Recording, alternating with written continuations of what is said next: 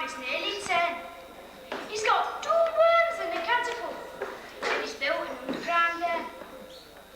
I'm not allowed to go out yet. My mum says I have to wait. School go out because I'm only 7. And I'm nearly 8. Do you know our Sammy? You ought to see him spin. Straight in the air from 20 yards. And every time in it, he's allowed to play with matches, and he goes to bed dead late. I have to go at 7, even though I'm nearly 8. Do you know our Sammy?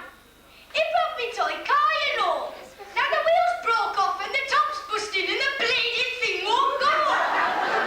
He said when he took it was just like that. But it wasn't, it was dead straight. You can't say none because you're only 7. And you're not, you're nearly 8. Do you know our Sammy? He draws nudie women without heads and arms when he goes swimming. I'm not allowed to go to the baths. My mum says I have to wait. I might get drowned because I'm only 7. And I'm not, I'm nearly 8. Do you know our Sammy? Do you know what he sometimes does? He wheezes through the letterbox of the house next door to us.